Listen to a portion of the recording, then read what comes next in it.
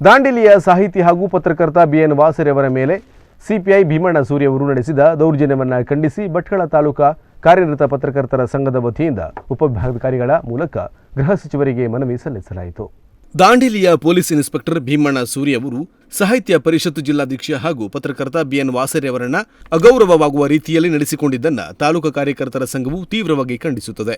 ಸಾರ್ವಜನಿಕ ಸ್ಥಳದಲ್ಲಿ ಸೌಜನ್ಯಯುತವಾಗಿ ವರ್ತಿಸಬೇಕಾದ ಸರ್ಕಾರದ ಓರ್ವ ಅಧಿಕಾರಿಯೇ ಈ ರೀತಿಯಾಗಿ ಪತ್ರಕರ್ತರನ್ನು ನಡೆಸಿಕೊಂಡಿರುವುದು ಸರ್ಕಾರಕ್ಕೆ ಶೋಭೆ ತರುವಂತದ್ದಲ್ಲ. ಪತ್ರಕರ್ತರಿಗೆ ಭದ್ರತೆ ನೀಡಬೇಕಾದ ಅಧಿಕಾರಿಯಿಂದ ಈ ರೀತಿಯ ವರ್ತನೆ ಸಮರ್ಥನೀಯ ಕೂಡ ಅಲ್ಲ. ಜಿಲ್ಲೆಯಲ್ಲಿ ಪತ್ರಕರ್ತರಿಗೆ ಸೂಕ್ತ ಭದ್ರತೆ ಒದಗಿಸಿರುವುದರೊಂದಿಗೆ ಇಂತಹ ಅಧಿಕಾರಿಗಳ ವರ್ತನೆಗೆ ಕಡಿವಾಣ ಹಾಕಬೇಕಾಗಿದೆ. ಅಧಿಕಾರಿಗಳ ಈ ನಡೆಯನ್ನು ನಾವು ತೀವ್ರವಾಗಿ ಖಂಡಿಸಿದ ಸಂಘವು ತಕ್ಷಣ ಅವರ ಮೇಲೆ ಸೂಕ್ತ ಕ್ರಮ ಕೈಗೊಳ್ಳುವಂತೆಯೂ ಮನವಿಯಲ್ಲಿ ಆಗ್ರಹಿಸಿದ್ದಾರೆ. ಭಟ್ಕಳ ಕಾರ್ಯನಿರತ ಪತ್ರಕರ್ತರ ಸಂಘದ ಅಧ್ಯಕ್ಷ ಎಂಆರ್ ಮಾನ್ವಿ ಮಾತನಾಡಿ, ಪೊಲೀಸ್ ಇಲಾಖೆ, ವಕೀಲರು ಹಾಗೂ ಪತ್ರಕರ್ತರು ಈ ಮೂವರ ಸಂಬಂಧ ಸಮಾಜದಲ್ಲಿ ಒಳ್ಳೆಯದಾಗಿರಬೇಕು. ಅದೇ ರೀತಿ ಪ್ರತಿಯೊಂದು ಕ್ಷೇತ್ರದಲ್ಲಿ ನಾವು ಸಹಕಾರದಿಂದ ಕೆಲಸ ಮಾಡಬೇಕು. ಈ ಮೂರು ಕ್ಷೇತ್ರಗಳಲ್ಲಿ ಅಸಮಾಧಾನ ಉಂಟಾದರೆ ಇಡೀ ವ್ಯವಸ್ಥೆ ಹಾಳಾಗುವ ಪರಿಸ್ಥಿತಿ ಉಂಟಾಗಲಿದೆ. ಈ ಹಿನ್ನೆಲೆಯಲ್ಲಿ ದಾಂಡೇಲಿಯಲ್ಲಿ ನಡೆದ ಈ ಘಟನೆಯನ್ನು ಭಟ್ಕಳದ ಎಲ್ಲಾ ಪತ್ರಕರ್ತರು ಖಂಡಿಸುತ್ತೇವೆ ಮತ್ತು ಇದಕ್ಕೆ ಸರ್ಕಾರ ಮತ್ತು ಪೊಲೀಸ್ ಇಲಾಖೆ ಇವರ ಮೇಲೆ ಸೂಕ್ತ ಕ್ರಮ ಕೈಗೊಳ್ಳಬೇಕೆಂದು ಹೇಳಿದರು. ಭಟ್ಕಳ ತಾಲೂಕು ಕಾರ್ಯಕರ್ತರ ಸಂಘ ಮತ್ತು ಎಲ್ಲ ಭಟ್ಕಳ ತಾಲೂಕಿನ ಪತ್ರಕರ್ತರು ಸೇರಿಕೊಂಡು ಏನು ದಾಂಡೇಲಿಯಲ್ಲಿ ಏನು ಘಟನೆ ಆಗಿದೆ, ನಮ್ಮ ಪತ್ರಕರ್ತರ ಮೇಲೆ ಏನು ಅನ್ಯಾಯ ಆಗಿದೆ, ಅವರ ಮೇಲೆ ಅದನ್ನು ಖಂಡಿಸಿ ನಾವು ಇವತ್ತು ಮನವಿ ಪತ್ರ ಸಲ್ಲಿಸ್ತೇವೆ. ಒಟ್ಟಿನಲ್ಲಿ ಪೊಲೀಸ್ ಇಲಾಖೆ, ಪತ್ರಕರ್ತರು ಮತ್ತು ವಕೀಲರು ಈ ಮೂರು ಟ್ರ್ಯಾಂಗಲ್ ಏನಿದೆಯಲ್ಲ, ಇದು ಇವರ ಸಂಬಂಧ ಒಳ್ಳೆಯದಾಗಿರಬೇಕು. ನಾವು ಈ ನಮ್ಮ ಪ್ರತಿಯೊಂದು ಕ್ಷೇತ್ರದಲ್ಲಿ ನಾವು ಪರಸ್ಪರ ಸಹಕಾರದಿಂದ ಕೆಲಸ ಮಾಡಬೇಕು. ಈ ಮೂರು ಕ್ಷೇತ್ರಗಳು ಒಂದು ವೇಳೆ ಇದರಲ್ಲಿ ಏನಾದರೂ ಅಸಮಾಧಾನ ಅಥವಾ ಏನಾದರೂ ಉಂಟಾದರೆ ಇಡೀ ವ್ಯವಸ್ಥೆ ಹಾಳಾಗುವಂಥ ಪರಿಸ್ಥಿತಿ ಇರ್ತದೆ. ಹಾಗಾಗಿ ಈಗೇನು ಘಟನೆ ಆಗಿದೆ ಅದನ್ನು ನಾವು ಖಂಡಿಸ್ತೀವಿ ಮತ್ತು ಇದಕ್ಕೆ ಸೂಕ್ತ ಸರ್ಕಾರ ಮತ್ತು ಈ ಪೊಲೀಸ್ ಇಲಾಖೆ ಅವರ ಮೇಲೆ ಸೂಕ್ತ ಕ್ರಮ ಕೈಗೊಳ್ಳಬೇಕು ಅಂತ ಕೂಡ ನಾವು ಈ ಸಂದರ್ಭದಲ್ಲಿ ಆಗ್ರಹಿಸ್ತೀವಿ. ನಂತರ ಸಂಘದ ಗೌರವಾಧ್ಯಕ್ಷ ರಾಧಾಕೃಷ್ಣ ಭಟ್ ಮಾತನಾಡಿ, ಇಂತಹ ಘಟನೆ ಜಿಲ್ಲೆಯಲ್ಲಿ ಮಾತ್ರವಲ್ಲದೆ ರಾಜ್ಯದಲ್ಲಿಯೂ ನಡೆಯಬಾರದು.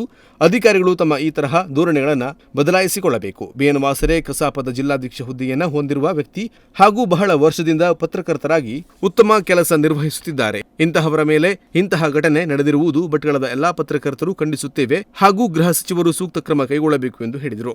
ಏನೊಂದು ಘಟನೆ ನಡೆದಿದೆ ಅದನ್ನ ನಮ್ಮ ಇಡೀ ಪತ್ರಕರ್ತರ ಸಮೂಹವೇ ಖಂಡಿಸ್ತೇವೆ. ನಾವು ಇವತ್ತು ಭಟ್ಕಳ ತಾಲೂಕಿನ ಎಲ್ಲ ಪತ್ರಕರ್ತರು ಸೇರಿ ಗೃಹ ಸಚಿವರಿಗೆ ಮನವಿ ಮಾಡಿದ್ದೇವೆ. ಇಂತಹ ಘಟನೆ ಜಿಲ್ಲೆಯಲ್ಲಿ ಅಷ್ಟೇ ಅಲ್ಲ, ರಾಜ್ಯದಲ್ಲಿ ಕೂಡ ಎಲ್ಲೂ ನಡೀಬಾರದು. ಅಂತಹ ಅಧಿಕಾರಿಗಳು ತಮ್ಮ ಧೋರಣೆಯನ್ನು ಬದಲಾಯಿಸಿಕೊಳ್ಬೇಕು. ಬಿಎನ್ ವಾಸರೆಯವರು ಒಬ್ಬ ಜಿಲ್ಲಾಧ್ಯಕ್ಷ, ಸಾಹಿತ್ಯ ಪರಿಷತ್ತಿನ ಜಿಲ್ಲಾಧ್ಯಕ್ಷ ಹುದ್ದೆಯನ್ನು ಹೊಂದಿರುವಂತಹ ಒಬ್ಬ ವ್ಯಕ್ತಿ ಹಾಗೂ ಬಹಳ ವರ್ಷಗಳಿಂದ ದಾಂಡೇಲಿಯಲ್ಲಿ ಪತ್ರಕರ್ತರಾಗಿ ಬಹಳ ಒಂದು ಉತ್ತಮ ಕೆಲಸ ಮಾಡ್ತಾ ಇದ್ದಾರೆ.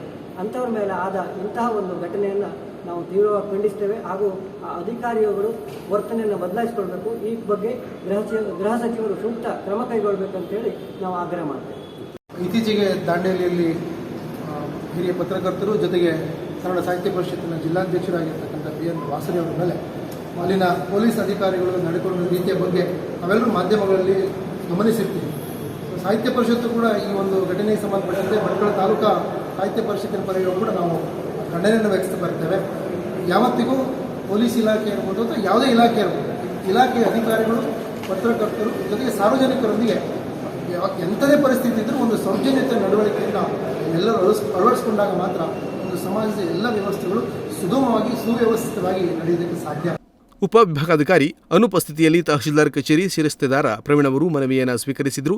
ಈ ವೇಳೆ ಪತ್ರಕರ್ತರ ಸಂಘದ ಅಧ್ಯಕ್ಷ ಎಂಆರ್ ಮಾನ್ವಿ, ಕಾರ್ಯದರ್ಶಿ ಶೈಲೇಶ್ ವೈದ್ಯ, ಗೌರವಾಧ್ಯಕ್ಷ ರಾಧಾಕೃಷ್ಣ ಭಟ್, ಉಪಾಧ್ಯಕ್ಷ ಮೋಹನ್ ನಾಯ್ಕ್, ಜಿಲ್ಲಾ ಸಮಿತಿ ಸದಸ್ಯ ಫಯಾಜ್ ಮುಲ್ಲಾ, ಸದಸ್ಯರಾದ ಅತಿಕುರ್ ರೆಹಮಾನ್, ಇನಾಯುತ್ತುಲ್ಲಾ ಸಾಬಂದ್ರಿ, ಅಜರ್ ಬರ್ಮಾವರ್, ಪತ್ರಕರ್ತರ ಕ್ಷೇಮಾಭಿವೃದ್ಧಿ ಸಂಘದ ಅಧ್ಯಕ್ಷ ರಾಘವೇಂದ್ರ ಹೆಬ್ಬಾರ್, ಕಾರ್ಯದರ್ಶಿ ಮನಮೋಹನ್ ನಾಯ್ಕ್, ಸದಸ್ಯರಾದ ಪ್ರಸನ್ನ ಭಟ್ಟ, ಎಸ್ ಉದಯ್ ನಾಯ್ಕ್, ಕನ್ನಡ ಸಾಹಿತ್ಯ ಪರಿಷತ್ ಅಧ್ಯಕ್ಷ ಗಂಗಾಧರ್ ನಾಯ್ಕ್ ಇನ್ನಿತರರು ಉಪಸ್ಥಿತರಿದ್ದರು.